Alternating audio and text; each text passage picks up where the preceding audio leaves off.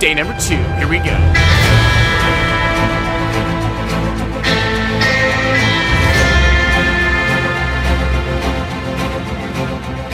So I've learned something rather important this morning. If you walk with a purpose, looking like you know where you're going, people tend to just give you the benefit of the doubt. I'm not saying that you should use that to your advantage in an ill way. I'm just saying if you need to get somewhere and it's a logical way to get there and you act so, people will treat you so.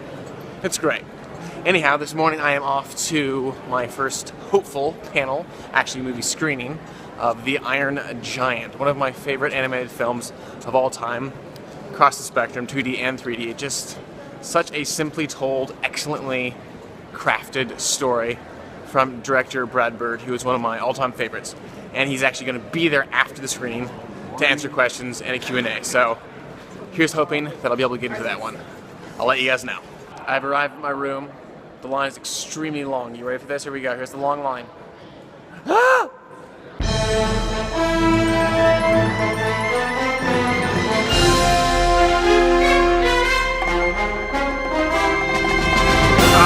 Hugely massive success, guys. I was able to get into the panel, and not only was it a great Q&A with Brad Bird, the amazing director who I kind of idolize as a filmmaker, but also I was incorrect. It wasn't a screening of The Iron Giant. It was a screening of a making of documentary, which I also just adore to bits.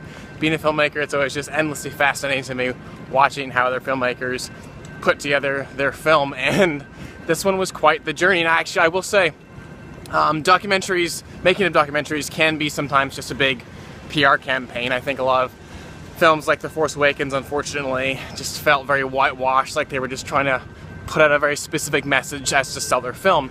However, there are some documentaries that do not pull punches, and their primary mission is to just give you as candid of a look at the making of that film as possible. And that was this documentary. I'm so excited for you guys to see this documentary. It's going to be on the Blu-ray. It comes out September 6th, apparently. Definitely picking up a copy myself.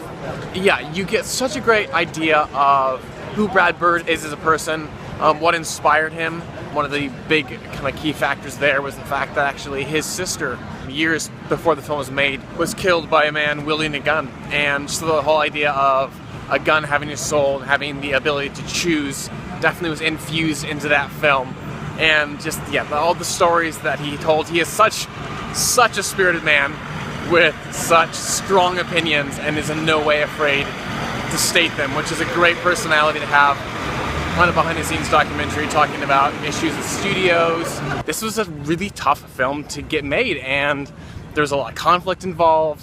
A lot of people didn't believe in it, and just talked about how so often one of the great things that he described was when a film does well, the studio vultures will instantly start circling and going, "Ah, franchise! Turn it to a franchise!" And something that he's never been interested in doing with the Iron Giant, talking about how the film and stories so often are self-contained and there isn't that need for further exploration, and I was very pleased to hear that. One specific thing that Brad Bird said that I loved was he was describing the difference between live-action filmmaking and animation, and saying with live-action it's all about capturing that lightning in a bottle and doing as many takes as it takes to get that fresh moment that's once in a lifetime that you can never get again. Whereas with animation, it's about creating that lightning 1 volt at a time. Anyways, I love the panel. Really great stuff. I am, against my better judgment, going to go and actually try and see if I can't get into Hall H. I would love to hear from Joss Whedon. It's a really big long shot, but I'm going to try. Alright, cheers.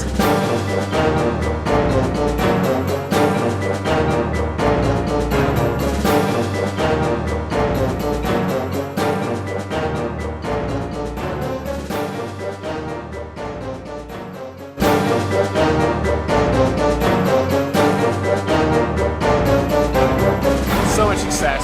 I have now been into Hall H. I've seen a panel in Hall H. It was great. I actually got to hear from Joss Whedon, who in a funny sort of way is a perfect pairing with Brad Bird.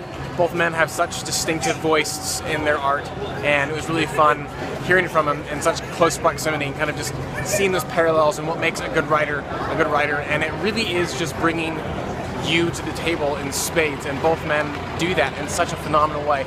And with Whedon especially, I had a kind of an interesting relationship with Whedon's work over the years. After watching the first season of Buffy and a few episodes of Dollhouse, I remember thinking, like, why does everyone love this guy? I'm kind of annoyed by his kind of way of writing. It seemed very kind of TV to me in the worst possible way. Kind of like very over-the-top, silly characters, and nothing that I could really get into in an emotional way, which for me is always a huge thing when it comes to film and television. And as I continue to watch, though, just through a sheer force of how unique and consistently unique his voice is, excitement all around, I was won over, and I have kind of ever since then really studied his work in a way of I want to learn from him as an artist, and yeah, great learning from him. There's always the catch-22, the double-edged sword of having a panel that's driven by fan questions, because sometimes the questions are brilliant and get people like Joss Whedon answer questions that he's never answered before, and sometimes it's the same question even a million times and he has to kind of work through it once again. One of the pieces of information that I found the most interesting from Mr. Joss Whedon is in this year off that he's taken since doing Age of Ultron.